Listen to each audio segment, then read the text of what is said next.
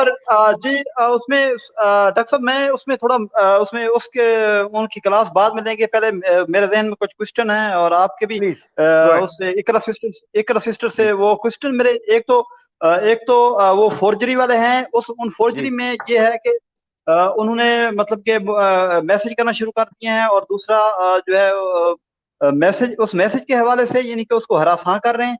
दूसरा मेरा इकरा सिस्टर से ये सवाल है कि इन्होंने जो एप्लीकेशन दी है सिंध हाई कोर्ट में मुलाकात की, देखिए जी इससे पहले वो बच्ची से एक स्टेटमेंट दिलवा चुके हैं, लाहौर में उन्होंने दिलवाई थी, रिटर्न बाकायदा मौजूद है कि उसके जो है जी साथ ताल्लुकात अच्छे नहीं है। जी जी बिल्कुल। एप्लीकेशन को रिजेक्ट भी किया जा चुका है, और इन दो चीजों की मौजूदगी में इकरा सिस्टर से मैं ये रिक्वेस्ट करेंगे सर के वो इन दो चीजों की मौजूदगी में एक्सप्लेन करें कि हाई कोर्ट इन दो चीजों को देखते हुए कहाँ ठहरी होगी। जरूर जरूर जी इकरा सिस्टर, बिल्कुल मैंने आपसे यही पूछना था कि ये जो एविडेंस टेम्परिंग के हवाले से है, ये कितनी बहुत ज्यादा मेरा ख्याल है इसकी इसकी अहमियत है, इस दरखास्त की बात कीजिए इकरा। अस्सलाम वालेकुम सबको। जी सर, बिल्कुल इसकी अहमियत है, और पहले दिन से हमारा जो मौक़िफ़ था वो ये था कि ये चाइल्ड एंटाइसमेंट का केस है। और सिस्टर अभी आपकी आपने आवाज देखा। नहीं आ रही, थोड़ी आवाज क्लियर करें, आवाज सिस्टर आपकी नहीं आ रही इकरा जुनेजो। अब ठीक सॉरी जी, आ अब ठीक रही है, है? आवाज आ रही है, आवाज आवाज अब ठीक आ रही है, बिल्कुल बात कीजिए। जी जी जी, जी सर, देखिए पहले दिन से हमारा ये मौक़िफ़ था कि ये चाइल्ड एंटाइसमेंट का केस है, और अभी आपने देखा कि पिछले दिनों जो जस्टिस सलाउद्दीन पवर साहब हैं, उन्होंने अपने रिमार्क्स में भी कहा कि तुम लोग बच्ची को बहला-फुसला के घर से ले जाओ तो वो ठीक है। इसके अलावा कहीं न कहीं वो भी इस चीज़ को मान रहे हैं, समझ रहे हैं, इसीलिए साइकोलॉजिस्ट और साइकियाट्रिस्ट का असेसमेंट का उन्होंने हुक्म फरमाया है, क्योंकि हमारा ये मौक़िफ़ था कि बच्ची को मेंटली हाईजैक किया हुआ है। सेकंडली इनके जितने भी स्टेटमेंट हुए हैं बच्ची के, वो ज़हीर उनके साथ मौजूद रहा है। इंडिपेंडेंटली बच्ची ने कोई स्टेटमेंट नहीं दिया। इवन यहाँ पे जो इनको हाई कोर्ट में प्रोड्यूस किया गया था, उस वक़्त भी ज़हीर उनके साथ था। दूसरा मुलाकात का, तो ये केस इस वक़्त जो है वो उधर है, मॉडल कोर्ट के अंदर है, और वहाँ के ऑनरेबल जज ने उनकी ये दोनों दरख्वास्तें बर्खास्त की थी, रिजेक्ट कर दी थी। और चालान की जो उन्होंने चैलेंज किया था, वो भी उन्होंने बर्खास्त किया था। फिर ये लोग चले गए हाई कोर्ट के अंदर। तो हाई कोर्ट ने ये जो मीटिंग वाली रिक्वेस्ट है, इसको सीरियस ही नहीं लिया। इन्होंने ये दोबारा से टेकअप करवाई है, जब पेरेंट्स की मीटिंग हो गई है। शौकत भाई, 2 चीज़ें होती हैं, एक होता है नामज़द मुल्ज़िम, दूसरा होता है मुल्ज़िम। जो नामज़द मुल्ज़िम यानी जिसके ऊपर एफआईआर हो, चालान अभी अदालत के अंदर पेश ना हुआ हो। इनके अगेंस्ट चालान भी पेश हो चुका है, ना सिर्फ पेश हुआ है बल्कि वो मंजूर हुआ है। मॉडल कोर्ट ने भी मंजूर किया है, और जो हाई कोर्ट है उसने भी इस चीज़ को सेकंड किया है। तो मेरा नहीं ख्याल कि इनको मीटिंग की कोई परमिशन मिलेगी। लेकिन इकरा सिस्टर, जो बात करने वाली है वो ये है कि ये जो टेम्परिंग के जुमरे में आता है या नहीं, और इसके ऊपर इनकी बेल कैंसिल होनी चाहिए या नहीं, इसके बारे में आपका क्या ख्याल है? डॉक्टर साहब इकरा सिस्टर को ये बताएं कि जो दोबारा उन्होंने मैसेज किए हैं और जो पिक्चर लगाई है उस तनाजुर में जवाब इनको बताएं, थोड़ा शायद हो सकता है इनको पता ना हो। जी जी जी, एक नहीं, तो नहीं एक जी जी, बात कीजिए जी जी। सर, ये बिल्कुल हैरेसमेंट में आता है, और इनको परेशानी के करने के उसमें ही आता है, और यकीनन जिब्रान नासिर साहब कोई ना कोई स्टैंड ज़रूर वो लेंगे इस चीज़ पे। जी, इसमें सुना है कि एक तो जो शौकत भाई कह रहे हैं कि इसने मैसेजेस किए हैं, और इसने वो छोटी बच्ची की, जो सबसे छोटी बच्ची है, उसकी तस्वीर इसने डिस्प्ले की है अपनी डीपी या जैसे भी, और उसके बाद फिर वही जो एक ब्लैकमेलिंग करने की कोशिश की है, ये यहाँ तक कि जी आपकी छोटी बच्चियां भी हैं, मेहदी काज़मी साहब को कहा है, ठीक है। और दूसरे नंबर पे चूंकि ये खुद एक्यूज्ड है और इसके ऊपर ये सारे एलिगेशंस हैं, तो इस हवाले से एप्लीकेशन दे दी गई है, जहां तक मुझे पता चला है। मजीद इसके ऊपर बात होगी, लेकिन ये कितना सीरियस ऑफेंस है आपके ख्याल में, कि इसके ऊपर तो इसकी जमानत कैंसिल होनी चाहिए? जी जी, जी सर, बिल्कुल इनकी ये कैंसल होनी चाहिए। ये बात हमने पहले भी की थी जब इन्होंने फर्स्ट टाइम मेहदी काज़मी साहब को मैसेजेस भेजे थे, और हमने कहा था कि अगर ये चैट पब्लिक हो जाती है तो वो भी पब्लिक करें कि इन्होंने बच्ची को कैसे मेंटली हाईजैक किया होगा या इमोशनली ब्लैकमेल किया होगा।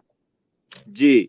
और इसके पास वो जो अच्छा, तस्वीर है वो बच्ची डॉक्टर की, वो साहब। कहाँ से आई छोटी? जी, जी, जी। जी, जी डॉक्टर इमरान साहब, जी। इकरा जुनेजो, इकरा सिस्टर से ये पूछना था कि अब जब इनकी जमानतें कैंसिल होंगी, क्योंकि अभी मेरे ख्याल में इससे कुछ एविडेंस जो है इनसे कलेक्ट करने हैं, कंक्रीट एविडेंस, जिस तरह के वो इलेक्ट्रॉनिक डिवाइस है, इस तरह की। तो मेरा इकरा सिस्टर से ये सवाल है, क्या अब जमानतें जब कैंसिल होंगी उसके बाद इनकी फिजिकल कस्टडी पुलिस को दी जाएगी या नहीं दी जाएगी? अब ये आयोग की सवाबदीद पे डिपेंड करता है कि वो माँगते हैं या नहीं माँगते हैं, और अभी आपने पुलिस का रवैया थ्रू आउट तो देख चुके हैं ना उनके साथ कैसा है। जी, उन्होंने जी। इनिशियली भी नहीं माँगा था और इनिशियली भी इनको जुडिशियल कस्टडी में दिया गया था। तो इकरा देखें इसके ऊपर, क्योंकि देखें बहुत सारी चीजें हैं जो अभी मतलब के एविडेंस मतलब के वो करने हैं, कलेक्ट करने हैं पुलिस ने। तो क्या पुलिस के ऊपर कोई इस तरह की मतलब अदालत में, कोर्ट में जाया जा सकता है? ये मतलब ये मौकिफ लेकर के पुलिस ने अपनी कस्टडी में नहीं लिया, फिजिकल कस्टडी में नहीं लिया उसकी इन्वेस्टिगेशन के लिए, क्या कोर्ट ये पुलिस को डायरेक्शन दे सकती है कि उसको फिजिकल कस्टडी में लेकर जो है उससे मजीद तफ्तीश की जाए? शौकत भाई, ये जो केस इस वक़्त चल रहा है ना, वो मॉडल कोर्ट में चल रहा है, और वहाँ के जो जज हैं इलियास मेमन साहब, वो बहुत इन चीज़ों में वो ट्रेंड हैं, और यकीनन वो कोई रीज़नेबल और अच्छा वो इस चीज़ का डिसीज़न वो लेंगे ज़रूर। और ये लोग नहीं चाहते थे कि जो मुकदमा है वो मॉडल कोर्ट में चले, जो जेंडर बेस्ड वायलेशन की जो कोर्ट है वहाँ पे चले। लेकिन अब चूँकि ये वहाँ पर है, तो इनके काफ़ी सारे हरबे जो ये इस्तेमाल कर सकते थे, वो ये नहीं कर पाएँगे। जी, तो इकरा जिस तरह इनका ये लोग इन्होंने चैलेंज किया था, कॉग्निजेंस को भी इन्होंने चैलेंज किया था, और उसके बाद इन्होंने मतलब चालान को भी चैलेंज किया था। दोनों चीजें जो है हाई कोर्ट से रिजेक्ट हो चुकी हैं। तो अब मतलब 100% हम यकीन के साथ कह सकते हैं कि उसी जेंडर बेस्ड वायलेंस में इनका केस चलेगा। जी, जी, बिल्कुल, ये केस वहीं पे ही चलेगा। इन्होंने देखिए ना हाई कोर्ट में चैलेंज किया था, और दूसरा जो उन्होंने चालान मंज़ूर किया था, उन्होंने उसको भी चैलेंज किया था, और बहुत सारी चीज़ें जो इस कोर्ट में इनके अगेंस्ट डिसीज़न आए थे, तो उन्होंने हाई कोर्ट में चैलेंज किए थे, लेकिन हाई कोर्ट ने उनको इंटैक्ट रखा।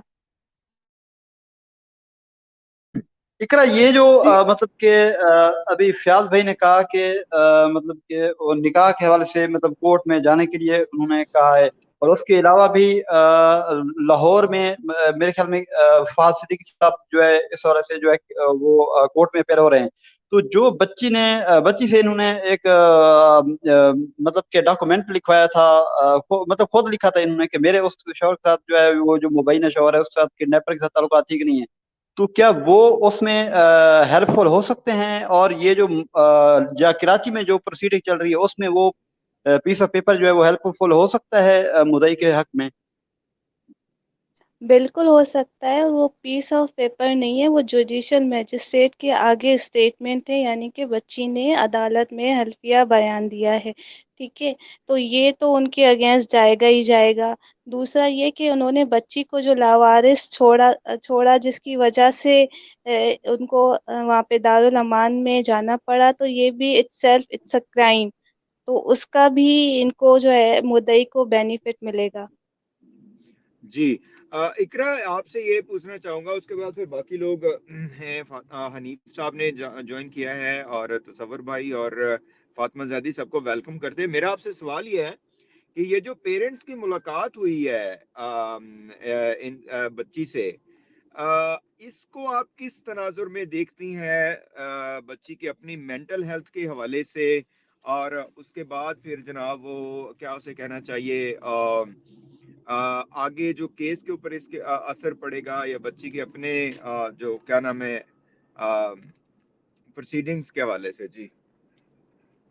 सर, इसका पॉजिटिव इम्पैक्ट आना चाहिए, और एक चीज़ जो हम लोग थ्रू आउट डिस्कस करते रहे कि इनको पेरेंट्स के अगेंस्ट बिल्कुल इनका ब्रेन वॉश किया गया है। और दूसरा, उस दिन भी मैंने बात की थी कि अगर पेरेंट्स आके स्टेटमेंट देते हैं कि हम सुलह नहीं करेंगे या ये नहीं होगा, तो वो भी पेरेंट्स के अगेंस्ट वो लोग दिखाते हैं। पेरेंट्स के अगेंस्ट उसको खिलाफ करने के लिए दीगर भी बातें होती हैं, जैसे यूट्यूब हमने बात की, हम तो इनकी बच्ची के फेवर में बात कर रहे होते हैं, लेकिन ये फिर उनको दिखाते हैं, देखो तुम्हारी, अगर हम ज़हीर को गैंग कह रहे हैं या क्या, तो मैंने फर्स्ट सेशन में भी कहा था कि इनके लिए गैंग वगैरह फिलहाल ये वर्ड यूज़ ना करें, क्योंकि ये उनको बेसिस फराहम फराहम करता है। ये इंटाइसमेंट का केस है बेसिकली सर। इसमें ऐसा देखने में आया है कि फिजिकल एब्यूज यानी जैसे मारपीट होती है ना, वो बहुत कम होती है। इमोशनल और मेंटल अब्यूज वो ज्यादा होता है। तो एक दूरी जो बच्ची के दिल में आ गई थी, या जो एक खौफ इन्होंने बिठा दिया था, यकीनन वो तो जरूर कम होगा। जी बिल्कुल। और इसमें इसमें जाहिर है सारी तफसीलात तो वो क्योंकि एक लीगल इशू भी है, मतलब उसकी वजह से भी बयान करना मुश्किल है। लेकिन जो बच्ची ने